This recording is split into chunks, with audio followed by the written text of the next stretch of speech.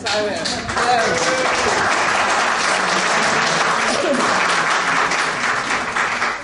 Now, I'm hoping that everybody here has got an open mind, because I'm not the best person in the world to talk to about cannabis. I've got a member of my family who smokes it, and I'm a member of the family who eats it. Now, I can understand how the previous speaker was very upset about her son. When I was 17, my Uncle Frank got married. He was my mother and father's best man at their wedding, and he went on to have 3 children, 3 boys, one after another. And when I got into about my 30s, these boys were all grown up. And suddenly one day, my Uncle Frank and Aunt Isabel came to the house in tears.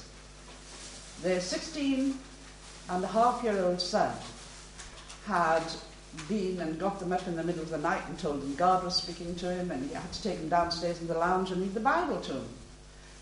He kept his parents up all night, and they were really terrified. Now, I had gone into nursing, so my immediate answer was, take him to a doctor. Now, the result of all of this was interesting from our point of view as a family, because we were all very close. And my Aunt Isabel and Uncle Frank took Michael along to see a doctor, who then sent him along to see a psychiatrist.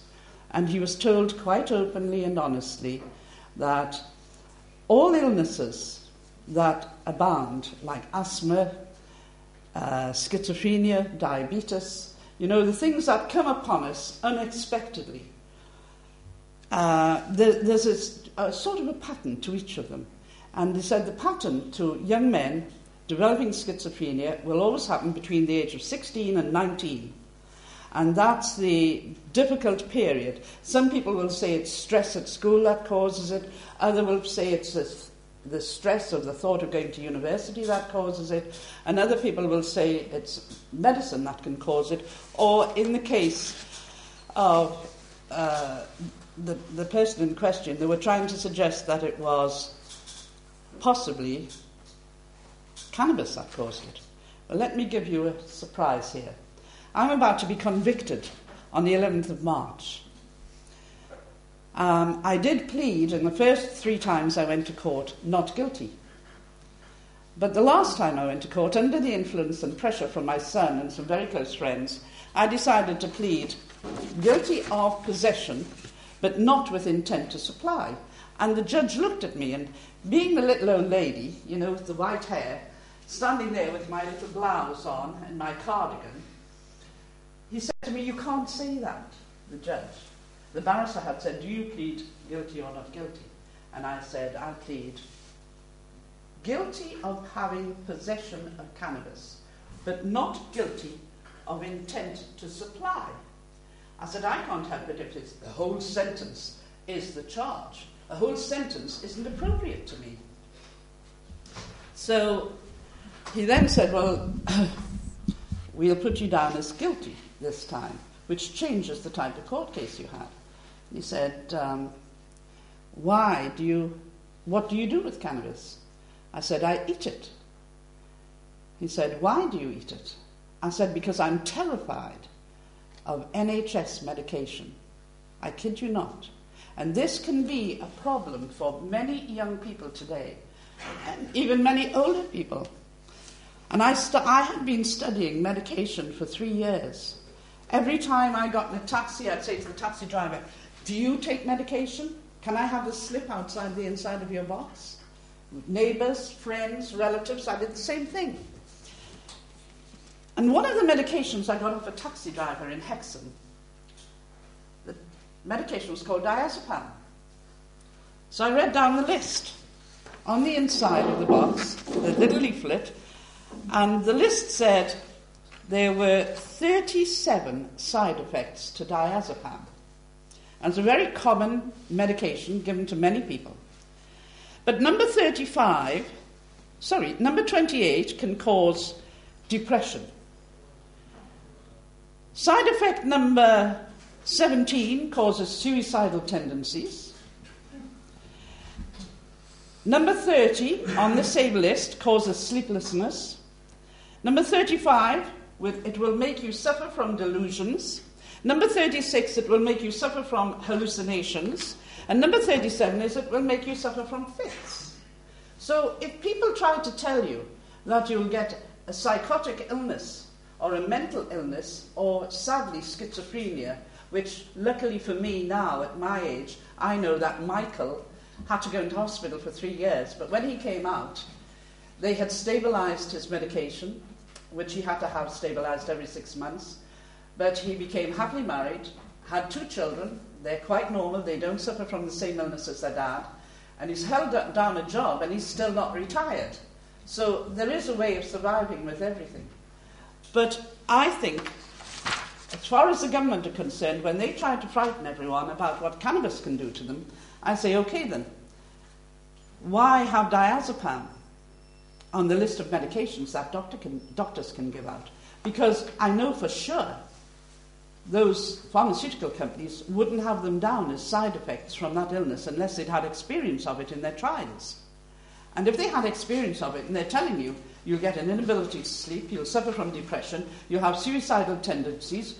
Oh, and also, number 12, you'll change your desire for sex. Now, does that mean instead of a fella fancying a woman, he'll suddenly start fancying fellas? Or the other way around, the woman will suddenly start fancying another woman. But that's what it says on here. Changes in your desire for sex, or who you have sex with. Now, if all those come from one medication called diazepam, would you want to take diazepam? Now, I was on diclofenac. It was the first medication, and it's the first one on this list.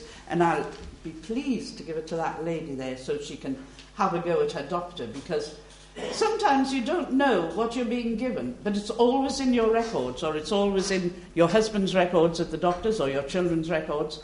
But there are hundreds of medications that can cause these illnesses, and I really don't believe that the government should blanket out cannabis. I'll tell you what cannabis is good at curing. And I found this out because when I was 35, I found my 14-year-old son dead in bed, and I didn't know why he was dead. I couldn't believe it. The next morning I went to wake him up, and he was dead, and I had a bacon sandwich in my hand. I don't remember much about the next 2 or 3 weeks. In fact, I don't remember much about the next 9 months.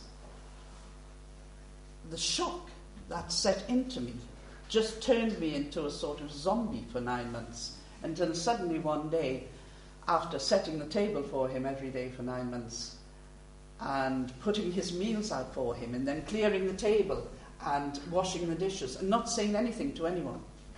I don't know why I set the table. I don't know why I put his meals out for him. But he'd never been ill. I'd spoken to him the night before. I had a restaurant. I'd spoken to him the night before and said, "Good night, darling." And he said, "Good night, Mum." And then the next morning he was dead. And I went into what they call a catatonic state, where I could hear what people were saying, and I thought I was answering them, but I was really answering myself, telling myself all the answers. And it wasn't until 9 months after he died that I woke up one day and I thought, oh dear, Colin really is dead. I didn't know about, that's when the worst problem that most people get, depression, set in. And I got really bad depression. That 9 months of being in a sort of semi-catatonic state really took me down to the depths of being full of despair. And I never thought I'd really want to live again once I suddenly realised that my son was dead, because I then started the grieving process 9 months after he died. So many people, even here, and many people in the government would have said, oh, she's a head case. But it wasn't. It was the shock of life. It was something that happened one day, unexpectedly. But only last February, I discovered that cannabis can cure depression. I eat it. I portion it very, very finely. I portion it finely because, good grief, it's only 16 years since I was 50. So I've got quite a long time to go. I don't talk about 4 years away from 70. I talk being 16 years away from 50. It doesn't sound so bad. But So I could have 30 or 40 years ahead of me.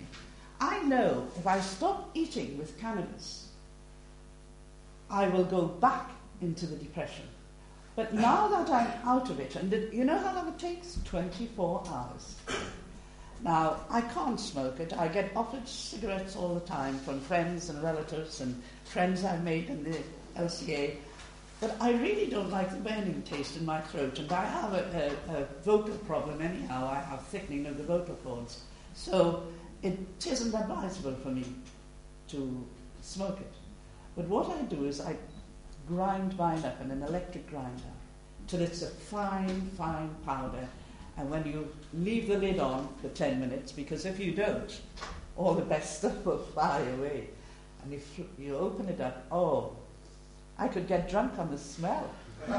So my favourite snack when I've just done some fresh cannabis is to get a teaspoon, put it inside the container with the fresh cannabis, and then I take a knife, thick wire, and I scrape along the teaspoon, so there's only a level teaspoon. Now that level teaspoon is 4 portions for me. I divide it with a knife into 4 squares, and I take a paper tissue, regular paper handkerchief, but a clean one. And I take a quarter of it away, cut a piece away, fold it and fold it and fold it, and it's a very soft, feathery way of getting my quarter of a teaspoon into a cup. Right? I put it in a cup with some carnation milk. You can use any kind of milk you like, but I happen to like carnation. And I soak that quarter teaspoon in the carnation milk, whisk it all up and put it in the fridge, and it's there for 24 hours. Because I have hot chocolate every night before I go to bed. Quite boring, actually. I go to bed between 8:30 and 9 o'clock at night, but I like a good night's sleep. Then when the evening comes, I'll get 2 teaspoons of chocolate powder, any kind you like, mix it in with the carnation, and then boiling water. Now, I do this in cafes all the time. I go into cafes, and like a friend of mine, I only drink hot water. But what they were surprised at this week is that when I go in a cafe and ask for a thing of hot water, I've got a bag with a small metal flask of carnation and a small box of chocolate powder. Now, the chocolate powder is mixed with cannabis. There's 2 teaspoons of chocolate powder and my quarter of cannabis. Now, that's easily done. You just do 8, right? To get a level teaspoon of cannabis, you drop that in. Then you get 8 teaspoons of chocolate powder, and you've got 4 good portions ready for your hot chocolate drink. Then I do it until my container's quite big, isn't it? About this high. I just filled it up again yesterday. So I've got a permanent, and it's well mixed, collection of chocolate powder and cannabis. And that's 1 meal a day for me. That's my supper, my cup of cannabis. Now, when you eat it, it takes an hour to go into your stomach and be digested into your bloodstream. Then it starts going around your body. Now it'll go, I'm glad I've got a long skirt on. It will go down your leg, through your bloodstream, and what it feels like is, it feels as if there's a sort of very light, airy, miniature continental quilt going over your arthritic knee. And suddenly your knee doesn't hurt as much. Suddenly it's not clicking as much. Suddenly it's not as hot. And then it goes around your body and it does the same to the other knee. Then it goes up to my ear here, where I have the tinnitus. And I have 2 loud ringing noises coming out of my ear. And it just seems to, again, this sort of little baby continental quilt comes over my ear. And it masks the sound from my tinnitus. Then it goes around my neck and it masks the pain. I've been in 2 car accidents, once when I was 35 and once 7 years ago when I was 21.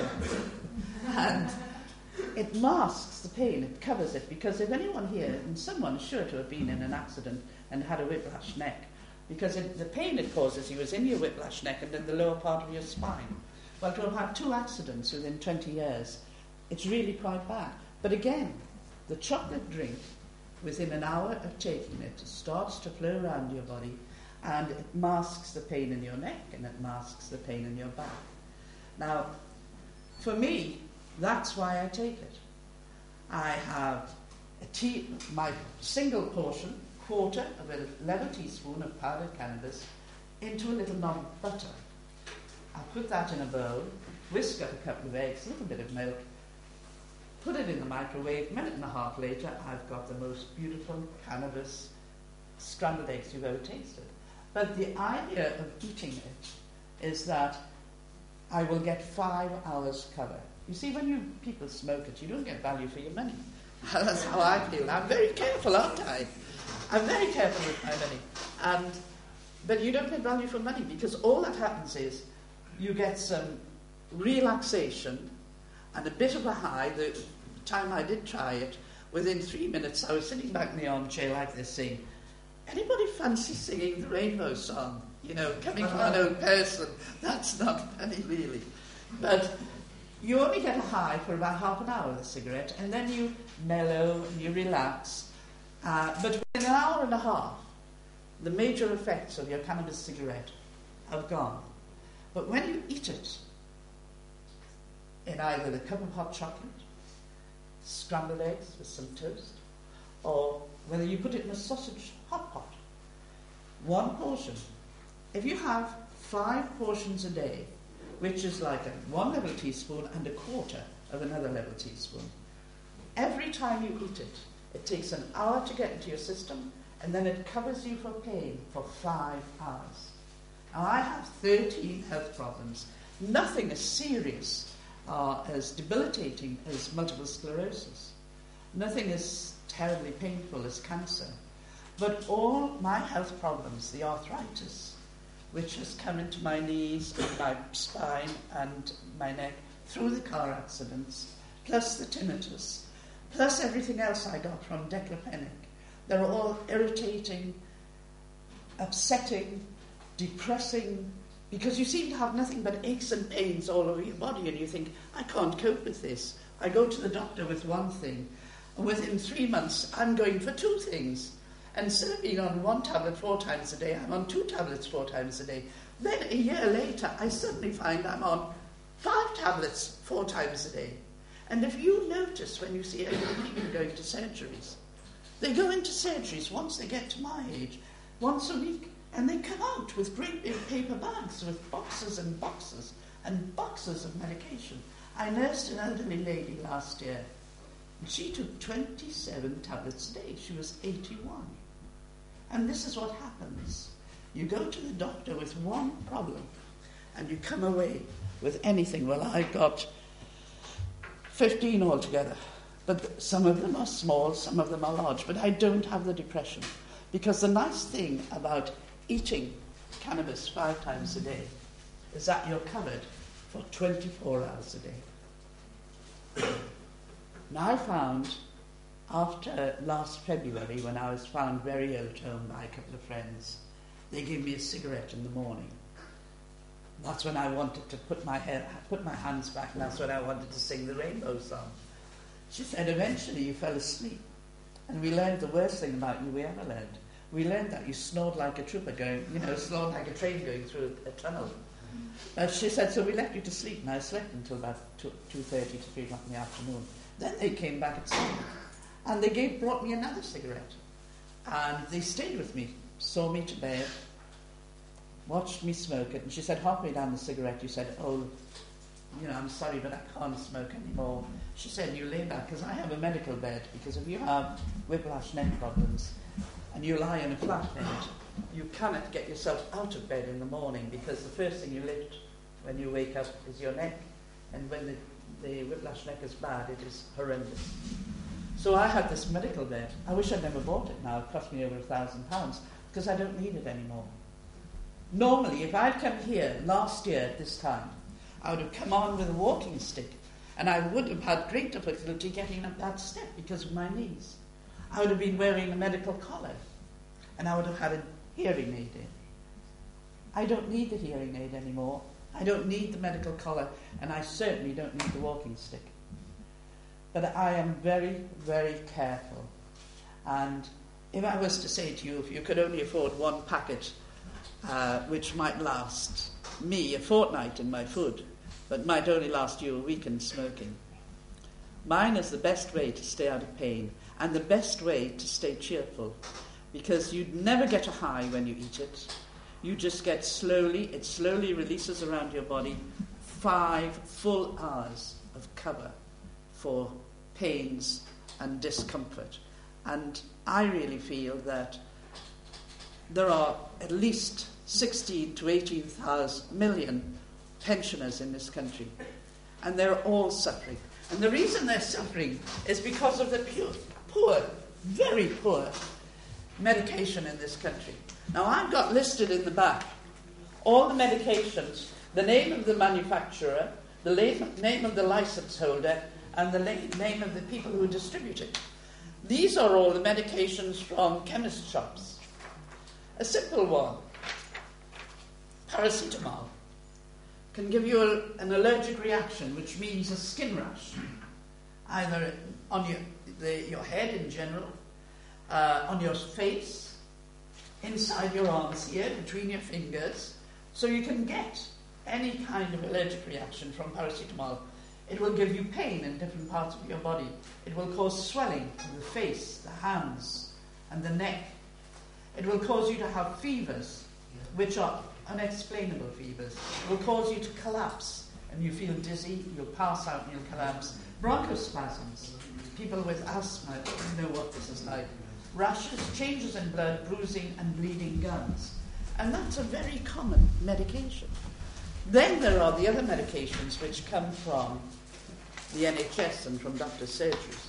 One of them is called, I've already told you about diclofenac, and I've already told you about diazepam. What about lisinopril? Lisinopril has got 72 side effects. That means 72 faults. Now, if Marks and Spencer's were to make a cake, and I brought my medicinal cake here today, but if Marks and Spencer's had made it, and they said there was 72 faults in this cake, they wouldn't be allowed to sell it, would they? Would they? If this gentleman in the front decided to build a car, and he said, I've built this beautiful car, silver with gold edging, there is 72 problems attached to it, but look after it when it happens. Worry about it when it happens. But he wouldn't be allowed to sell the car, would he? But the government buy medication from pharmaceutical companies, and in the case of lisinopril, they've got 72 side effects. And 72 side effects means 72 faults. 2 of them right next to each other, number 61 and 62. Because remember something, you'll have heard it on the news. 1 out of every 4 human beings suffers from depression. Now, you'll have heard that. I've heard it, I've read it, I've seen it in the newspapers. 1 in 4 adults suffer from depression.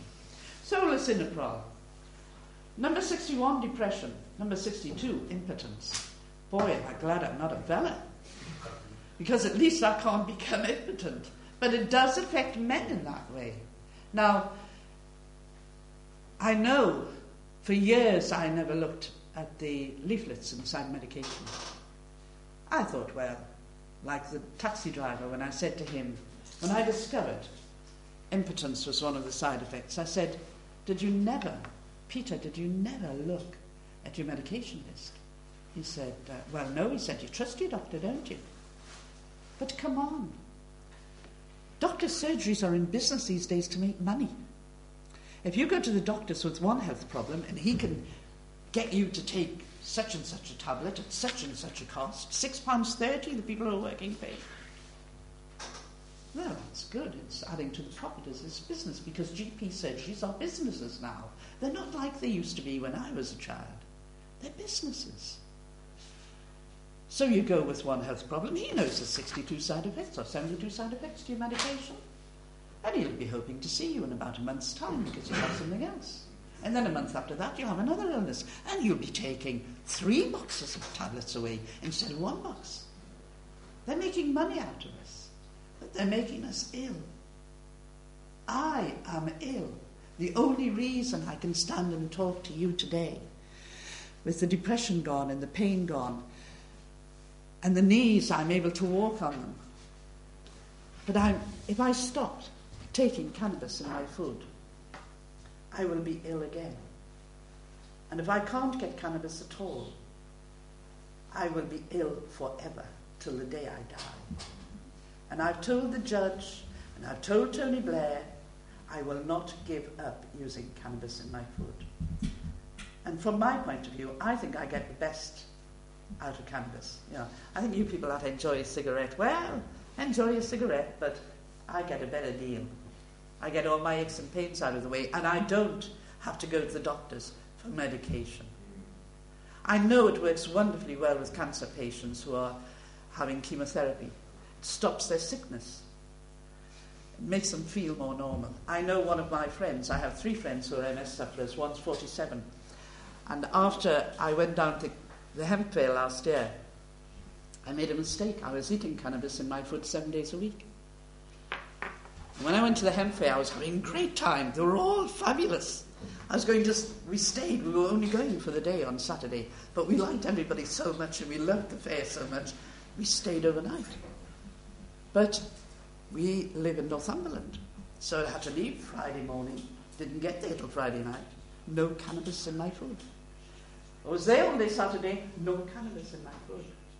Sunday morning, I started with a toothache. By lunchtime, I was in so much pain I couldn't bear it. And when I looked in the mirror, I only had 6 teeth in the front anyhow. I looked in the mirror, all these gums were inflamed and they were full of pus and everything. And I felt sick just looking at them. So my son took me away, took me up north, went to the dentist the next day, and it's a lady in Corbridge. And she said, you must have had toothache for about 3 or 4 months. Yeah, I said, I've never had toothache in years. She said, but the state of your gum and the state of your teeth is such you're going to have to lose them. And this is the proof, and I hate it. And that is why, when anyone wants to use it for pain, I say to them, only use it in your food 24 hours a day, 5 days a week. And then see how long you can go. Now, I have a friend, as I say, she's only 47, she's had MS for 6 years. And she was so pleased with herself about a month after I showed her how to cook with it. She invited me around and one Sunday, and when I went to the door, she cuddled me and she said, oh, Pat, and she started to cry. I thought I'd done something wrong. I said, what is it? She said, yesterday my sister took me to Marks and Spencer's in Newcastle. She said, for the first time ever, first time in 6 years, they went into a restaurant. And she said, I went into Marks and Spencer's restaurant and I had a starter. I had a lunch and I had a pudding. And nobody stared at me. I said, why? Well, were you expecting them? She said, well, prior to using cannabis in my food, she said, I used to shake all the time, you know. And she was all twitched, and you know how badly these people suffer. And she said, I was just like anyone else. I could feed myself, I could put it in my mouth, and I really have never known such happiness because it was the first time in 6 years. She said, and it's opened my life for me. Now, it opened my life for me, but it lost me my teeth. So, if you know anyone who's suffering, if you know anyone with arthritis, if you know anyone having chemotherapy treatment, help them. Just help them let them try it in a cup of chocolate. And if it eases the pain they're in the ensuing 5 hours, it's worth a try. I know my son enjoys a cannabis cigarette when he comes home, and he'll always offer me some, but I really don't like it. I smoke Black Super Kings, isn't it? I smoke Black Super Kings. I like a tipped cigarette. But I do advocate that when I go to court on the 11th of March and I'm sentenced, if the judge says to me, and you know, you can bet your bottom dollar when you're talking to a Geordie, that they will tell you exactly how they feel. And when that judge stands up in the Crown Court in Newcastle and says to me, well, Mrs. Tabram, we've looked at your case and we would be prepared to give you a community service sentence if you will promise that you will never use cannabis again. I'll say, well, I'm sorry, sir, but you're going to have to change my punishment because I don't intend to ever give up eating with cannabis. Because I'm too terrified of NHS medication. And then I'll give them the long list of all the medications. And some of them are nearly 100.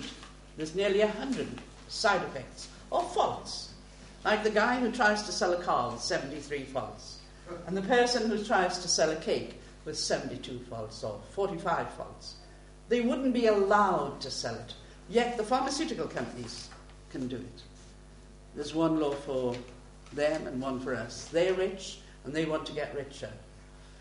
We haven't got the sense to stand up for our rights when we really should. And this is crucial. Some of you look more my age, so you won't be looking forward to getting married and having babies because I'm past all that. But I do have a son of 25, and I don't want him to get lisinopril. I don't want him to be made impotent and not know what it's like to have a loving relationship with a woman and have children. I don't want any of my grandchildren to be one of the victims of the 1 in 4 medications which causes depression. I know what depression's like. You want to kill yourself.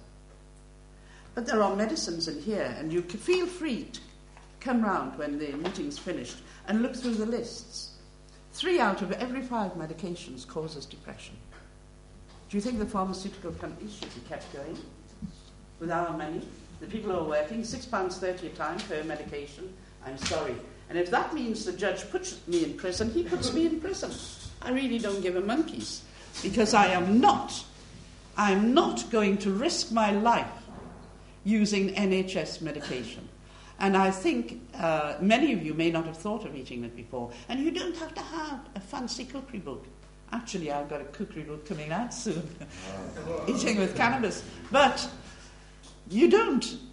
If you like sausage casserole, which is very popular in Jollyland, all you do is put the cannabis. If it's a meal for 4, and the 4 of you know you're going to have lunch together, and you know you're having a medicated lunch, you put a 1 level teaspoon into a little knob of butter, mix it all together, put your casserole in the oven for an hour and a half, whatever. But 15 minutes before you're due to serve it, pull the casserole out the oven, mix the butter with the medicine in, and that 15 minutes back in the oven is just enough time to bring the medicinal effects of the cannabis into the casserole. And I can promise you, well, put it this way, if you try it over a 24-hour period and it doesn't lift the depression, give me a ring. My telephone number's on there and my email number.